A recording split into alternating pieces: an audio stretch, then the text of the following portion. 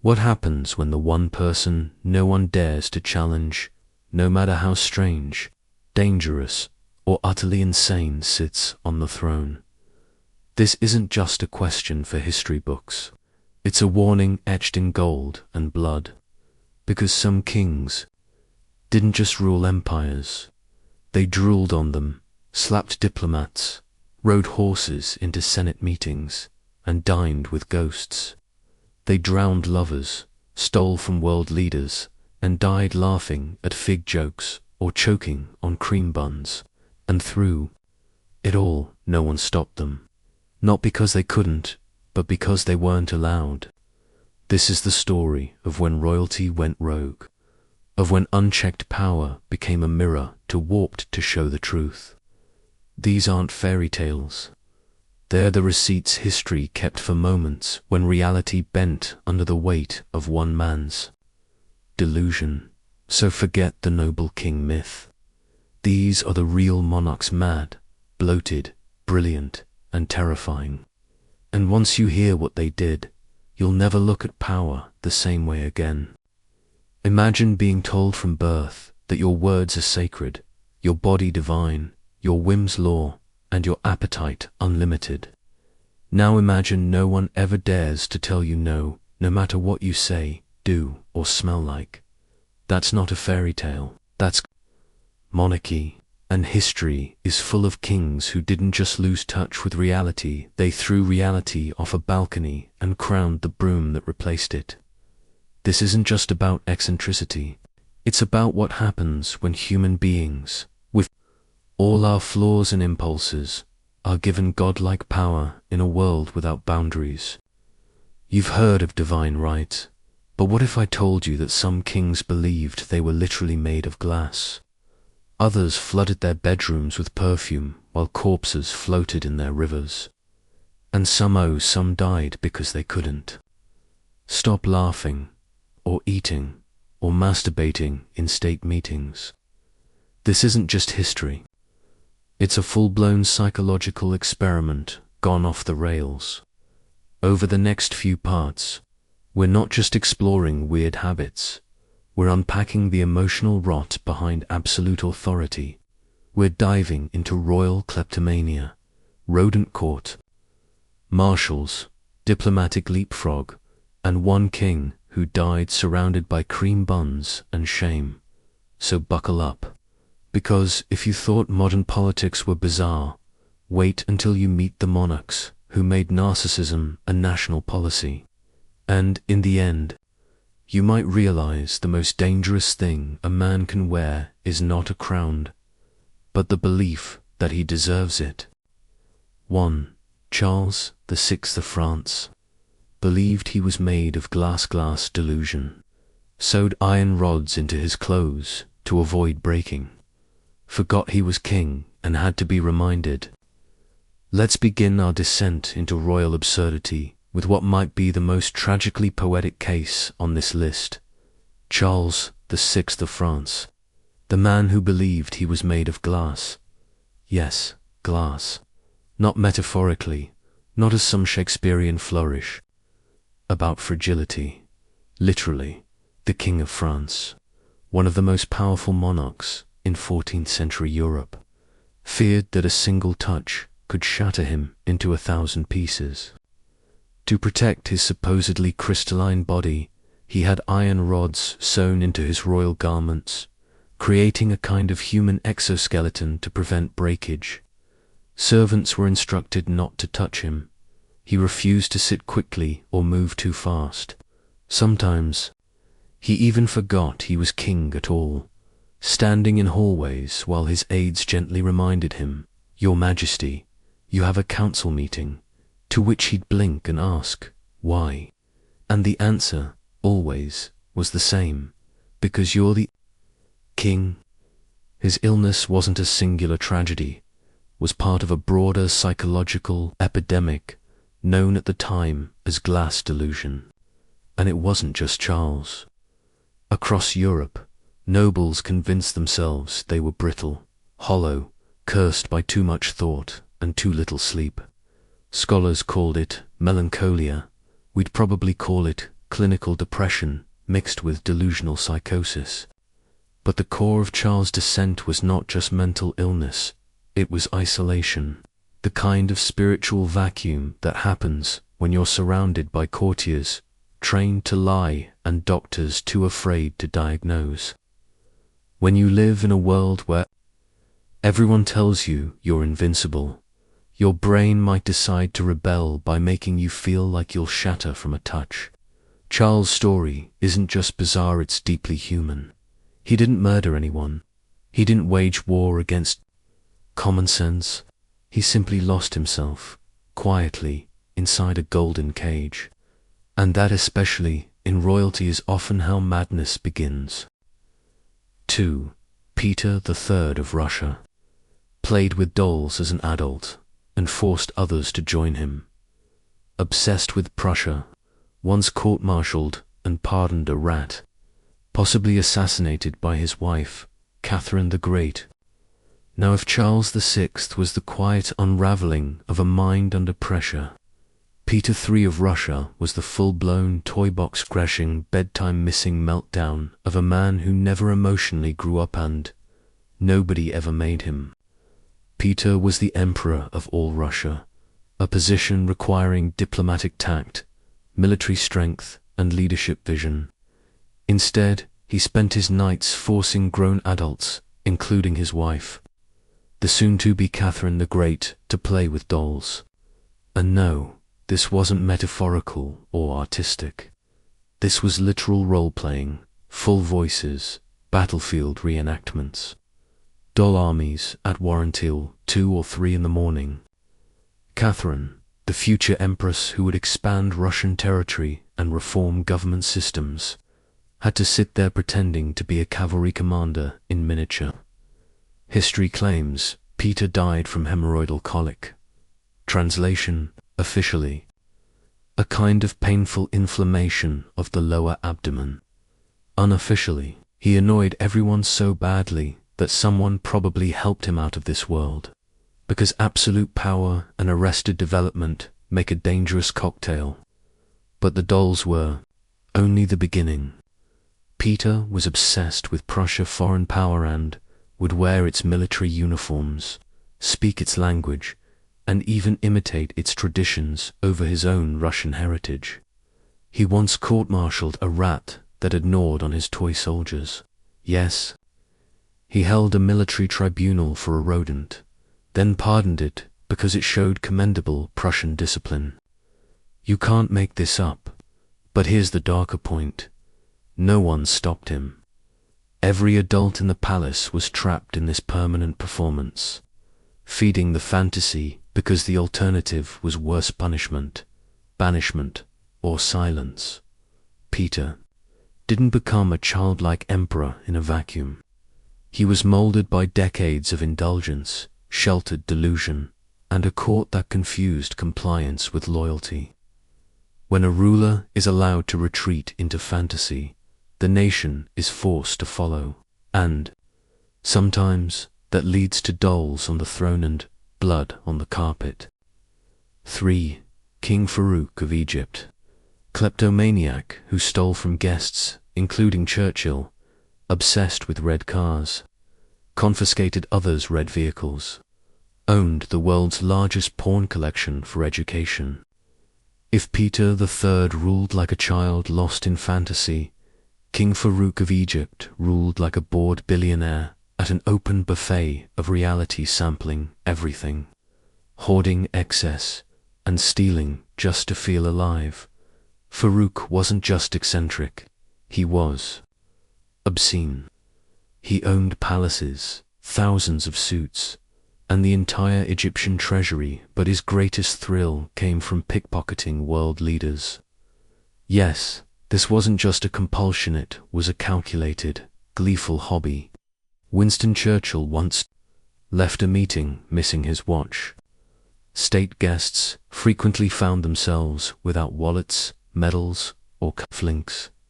Farouk called it the hand of the thief, and like any skilled criminal, he practiced it.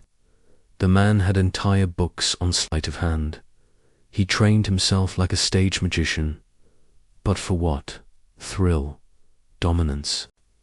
Because when you have everything, taking what you don't need becomes a twisted form of sport. And then there was the color red. Farouk didn't like it. He owned it. Hundreds of red cars all his. If a citizen dared to drive one, it was confiscated. In one instance, he ordered the tires of a red car shot out because it passed his convoy. The driver, a foreign diplomat. International incident. Just another Tuesday for King Farouk. He wasn't just excessive, he was volcanic. His body ballooned with gluttony. He had to have restaurant chairs custom altered because the arms got in his way. At banquets, he'd order entire menus, not items, menus everything, then complain of hunger. And behind it all, in locked vaults and secret libraries, was one of the largest pornography collections in the world. His justification, education, over 10,000 items for study. His appetite was uncontainable, ungovernable, and profoundly symbolic. Farouk consumed everything: space, power, food, dignity. He wasn't just a kleptomaniac, he was a symptom of imperial decay. A man so insulated from consequence that stealing watches from world leaders felt like a game. In the end, his own country revolted, not because he broke laws, but because he broke the illusion of leadership. He wasn't a king. He was an addict dressed in gold. 4. King Martin of Aragon died from laughing uncontrollably at a bad joke after overeating a goose. Some monarchs go out in war, others in scandal. But King Martin of Aragon met his end in a fit of laughter so wild, so drawn out, so utterly stupid that it borders on myth. Except it's true. It's the year 1410. Martin the Humane, a relatively mild monarch by medieval standards, had just consumed an entire roast goose. Bloated and uncomfortable, he summoned his jester to lighten the mood. And what did this professional funny man deliver to the royal court? A joke about a deer stealing figs and getting caught in a tree. That's it. No clever wordplay, no punchline. Just a fig-thieving deer dangling by its tail. And Martin, he erupted. Not a chuckle, not a momentary giggle. He laughed for hours. Hours. The court watched in horror as the king's face turned red, then purple. He fell from his chair, gasping, still laughing, until he didn't. He died right there, goughing himself into silence. The absurdity of it is hard to overstate. A monarch with armies, castles, and centuries of lineage felled not by war, not by plague, but by poultry and a poorly timed fig. Joke, but beneath the hilarity is something darker. In court culture, jesters weren't just clowns. They were the only people allowed to speak the truth sideways. Their jokes could carry hidden critiques, veiled truths, or glimpses of how absurd power had become. Perhaps that fig-stealing deer was a metaphor. Perhaps the jester's joke was sharper than it seemed. Or perhaps it was just the punchline of a lifetime spent surrounded by people too afraid to ever tell you to breathe between bites. Martin's death wasn't a tragedy of policy or bloodline. It was a death of detachment, a reminder that even kings can fall to the most human of miscalculations, believing you are untouchable, even by your own laughter. 5. Christian VII of Denmark masturbated excessively, slapped diplomats randomly, appointed his dog as a government minister, played leapfrog with foreign ambassadors. If Martin of Aragon died laughing, Christian VII of Denmark lived performing, not for an audience, but for the wild chaos bouncing inside his skull. Christian wasn't merely eccentric, he was manic, disturbed, and dangerously impulsive, trapped inside a palace that functioned more like a stage for his compulsions than a seat of power. His days blurred into a surreal cycle of compulsive masturbations, frequent that physicians custom-built him a padded chair to prevent injury. That alone might have been shocking enough for a king. But Christian didn't stop there. At formal dinners, he'd randomly slap guests across the face. Diplomats, noblemen, even his own bridal, became targets in his unpredictable theater of touch. Peace negotiations could be interrupted not by argument, but by an open-handed strike. And yet it got stranger. Christian was nocturnal in the most ungovernable way. At night, he'd sprint through the palace, barefoot, smashing priceless artwork, knocking over furniture, leaping from one lavish hall to another like a child in a sugar high with no bedtime. But the tipping point, the moment when delusion became law, was the appointment of his dog to a ministerial position. He didn't dress the dog in robes as a joke. He expected officials to treat the dog with full governmental respect. Cabinet meetings, complete with barking. Even orders were issued in the animal's name. And then there was the leapfrog incident. Foreign ambassadors, gathered for diplomacy, found themselves crouching awkwardly in the throne room as Christian insisted on playing leapfrog. Yes, leapfrog with each of them in turn. Imagine a royal decree followed by, now bend over, ambassador. How does one negotiate a trade deal while trying not to be the worst frog? What Christian VII embodied wasn't merely madness. It was power weaponized through erratic absurdity. His court was paralyzed not by fear, but by the unpredictability of a man who ruled by whim. And when a throne becomes a playground, governance turns into farce. In Christian's Denmark, power barked, slapped, and leaped through the air, and no one dared say stop. 6. Emperor Caligula of Rome made his horse a senator, had it attend dinner parties, declared himself a god and demanded worship in different costumes, built a floating bridge just to ride across it in Alexander the Great's armor. Step into ancient Rome, where one man took imperial power and twisted it into the world's most dangerous performance art. Caligula wasn't just a mad emperor. He was a living fever dream of narcissism, cruelty, and pageantry. Where Christian VII was chaos, Caligula was choreography. Every madness was deliberate, dramatic, and staged to remind Rome that logic had no place where he reigned. His most infamous act, appointing his horse Incitatus to the Roman Senate, not symbolically, not humorously, officially. The horse had a marble stable, servants, jeweled collars, and was served wine from golden goblets. It sat at dinner tables. It received visitors. It was consulted, and Caligula, he dined across from the animal, speaking to it like a fellow statesman. Why? Not because he loved animals, but because he hated Rome's elites. Appointing a horse was his way of saying, even this dumb beast is more loyal than you. And yet, it worked. No one dared object, because Caligula's madness was backed by violence. His whims could kill. His delusions were law. He declared himself a living god, not metaphorically, but as a full-blown pantheon. One day he was Jupiter, father of gods. The next, he was Venus, goddess of love. He dressed in wigs, robes, and golden sandals, forcing priests to perform rituals to whatever deity he decided to become that day.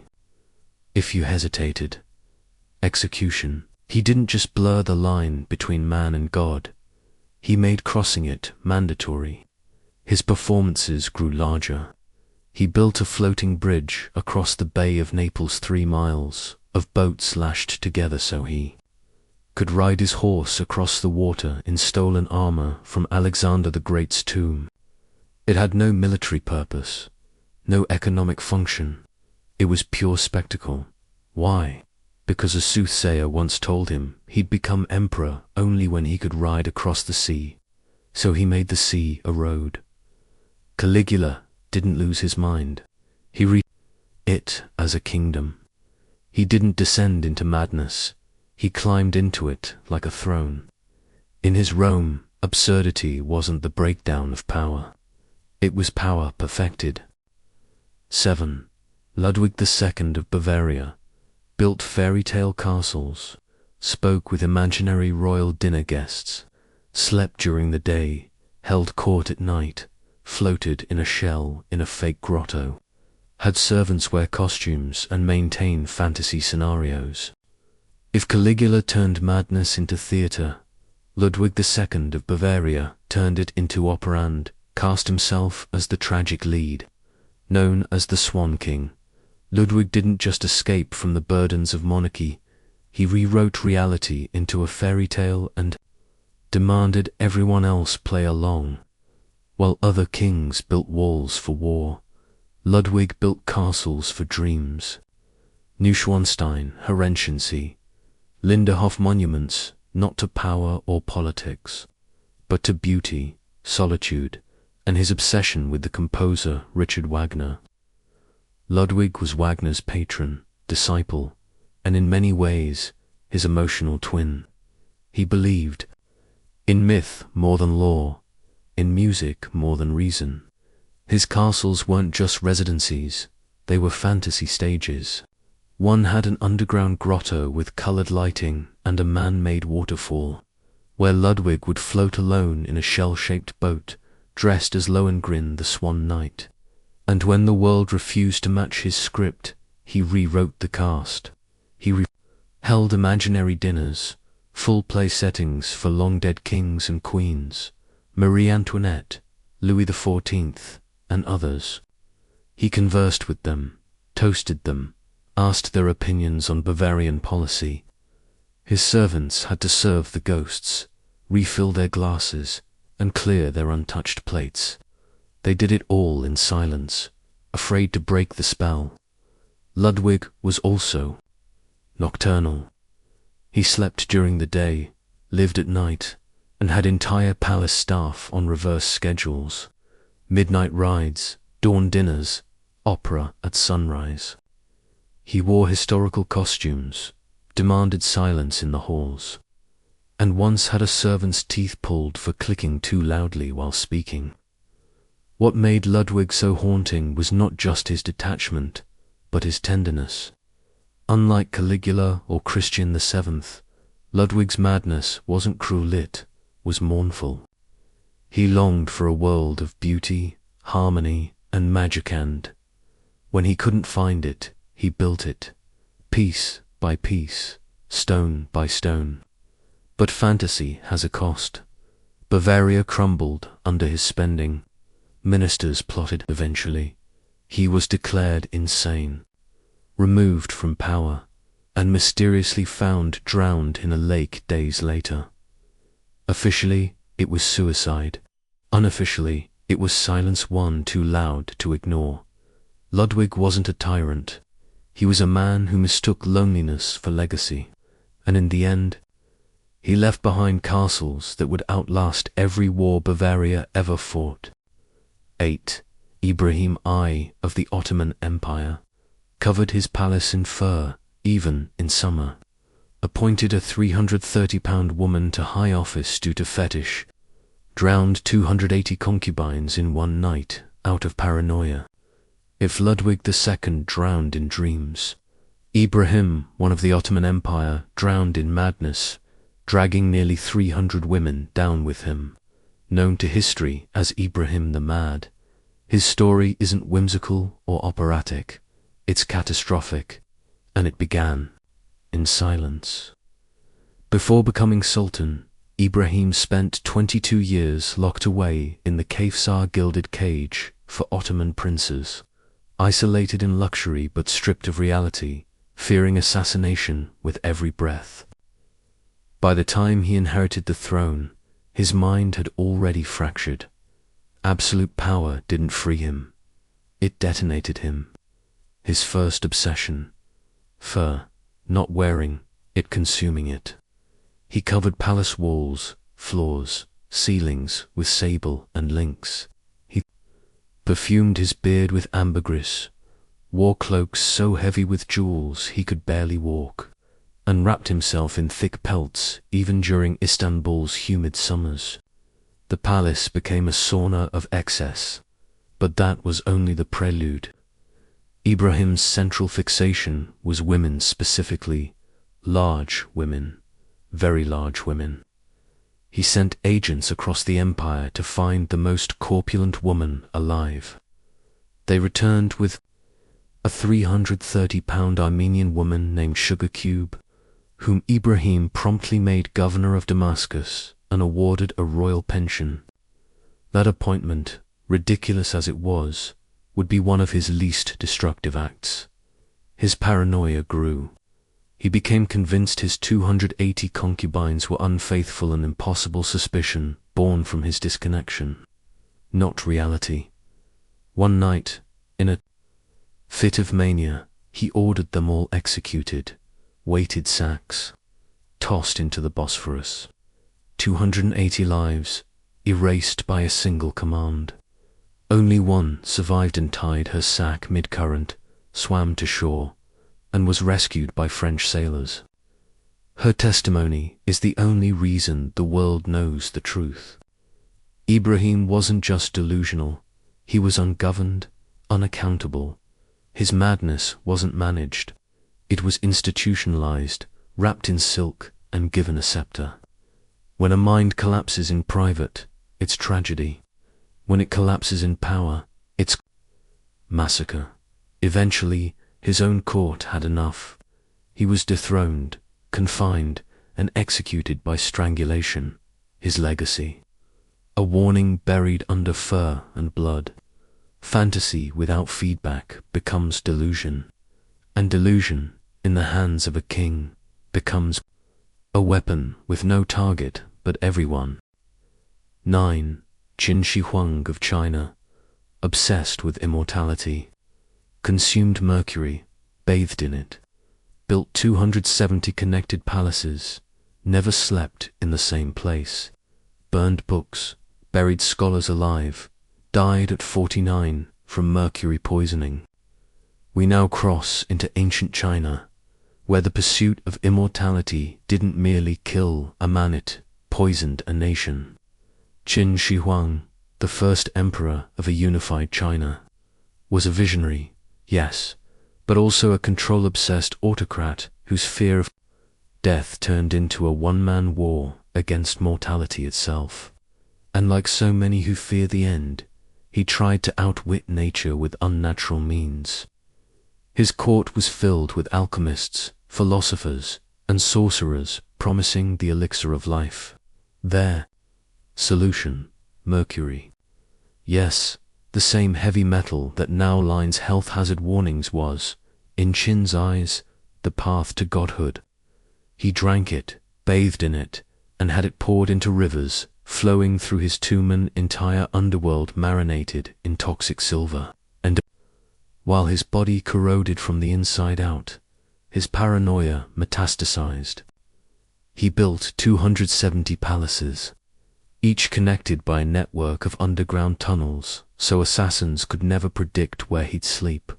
He traveled in decoy carriages, executed anyone who revealed his location, and rotated sleeping chambers like a roulette wheel of fear. But perhaps the most terrifying symptom of his delusion was his war on knowledge. He ordered the burning of nearly every book not related to agriculture, medicine, or prophecy. History, philosophy, poetry, gone. Scholars who resisted. Buried alive, 460 of them, reportedly erased for the crime of remembering the past. Qin didn't want to be remembered as a man. He wanted to be remembered as the beginning, the first, the eternal. But in doing so, he nearly destroyed the legacy he so desperately craved. When he finally died at 49, his body bloated with mercury and contradiction. His officials were too afraid to announce it. They hid the corpse in a carriage, surrounded it with rotting fish to mask the stench, and continued business as usual, until a political solution could be arranged. Even in death, his presence lingered like a shadow with no sun. Qin Shi Huang didn't just chase immortality, he tried to murder death. But in the process, he created an empire so terrified of its leader's decay that it faked life to avoid facing truth. 10. Adolf Frederick of Sweden died from eating an enormous meal plus 14 cream buns in one sitting. Remembered as the king who ate himself to death. If Qin Shi Huang was undone by mercury-laced ambition, Adolf Frederick of Sweden met his end in a far more relatably and far more ridiculous way: gluttony. Not the symbolic sin of pride kind, literal, physical, unhinged gluttony. The kind of feast you only read about in satirical novels.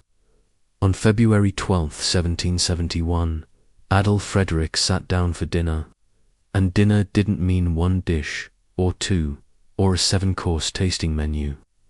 It meant total conquest.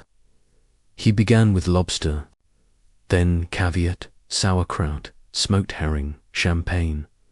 So far, a banquet worthy of a king. But Adolf wasn't full. He moved on to the main course: more fish, more meat, more wine, more vegetables, anything and everything on the royal table. His courtiers watched, unsure whether to be impressed or terrified. And then came dessert. Semla, a Swedish sweet roll stuffed with cream and almond paste, served in a bowl of warm milk. Delicious, harmless, except Adolf didn't stop at 1 or 2. He ate 14. 14. Imagine the silence in that dining hall as the king, visibly distended, gasping between bites, pushed his body past any reasonable boundary. And then, as if scripted by fate, he stood up, took a step, and collapsed. Official cause of death: digestive problems, which is medical understatement at its finest.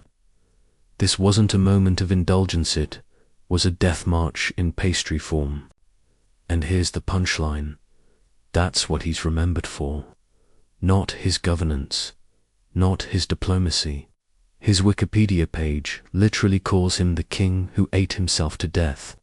His reign, his titles, his royal bloodline eclipsed by and stomach cramps. And yet, behind the comedy, there's a deeper melancholy. Adolf Frederick didn't die in battle. He died like a man trying to fill something that power couldn't touch. Hunger physical, maybe emotional, swallowed him before history could. And centuries later, he stands as a decadent warning. The crown can make you king, but it cannot tell you when to stop eating. 11. King Henry VIII of England had a festering, reeking leg wound for years. Morbidly obese, required hoisting devices and widened doorways. Refused to bathe, possibly diabetic, drank gallons of wine daily, couldn't consummate marriages, but blamed wives. His decomposing corpse exploded in transit. Dogs licked up the remains. And now we arrive at the crescendo of royal grotesquerie.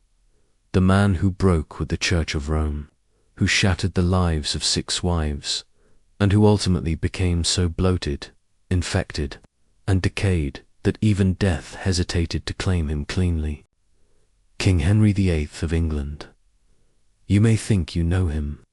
The king who split from Catholicism, the king with the ever-spinning marital roulette.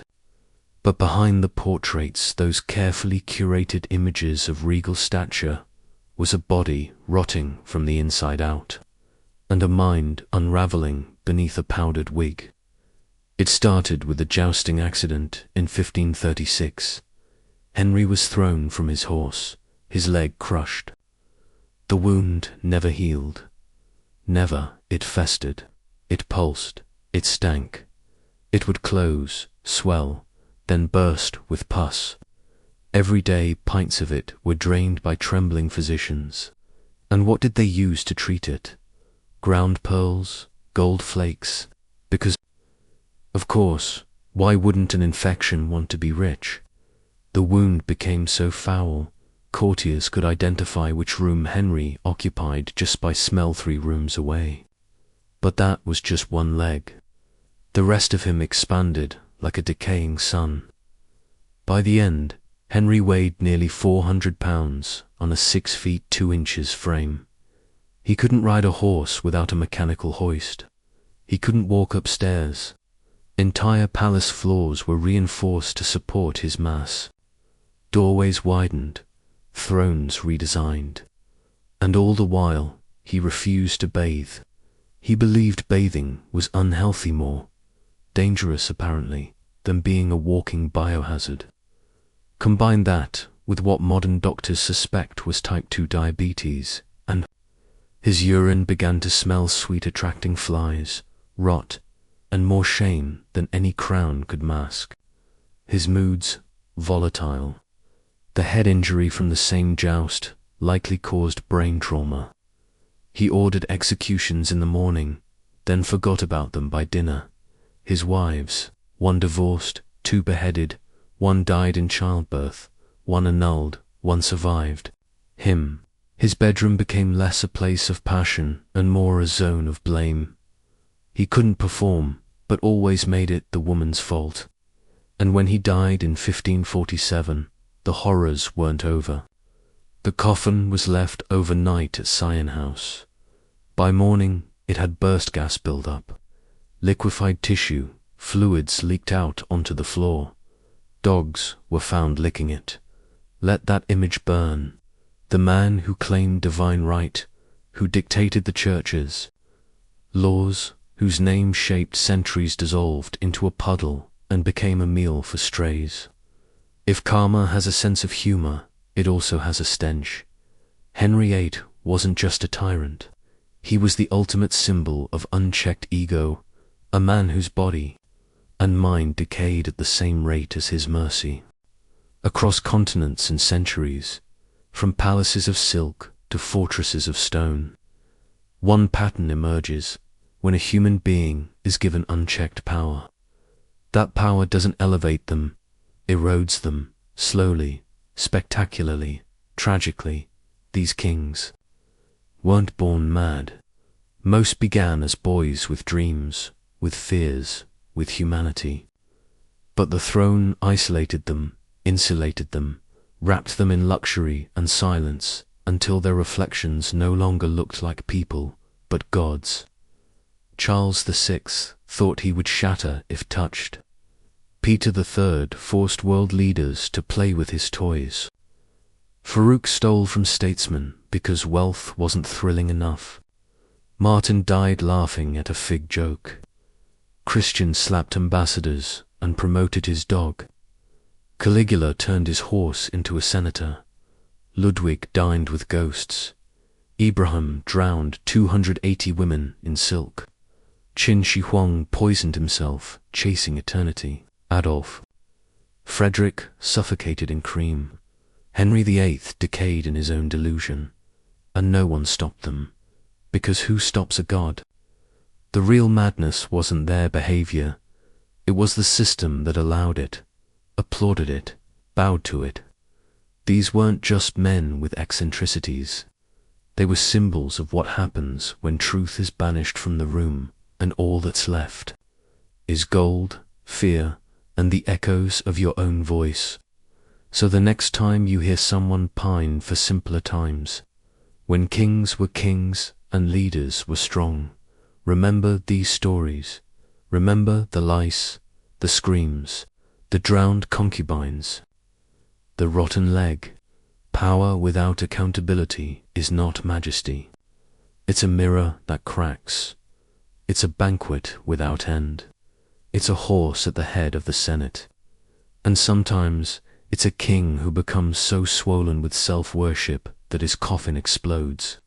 History doesn't hide these tales. It shouts them through marble halls and cracked portraits, not to amuse us, but to warn us.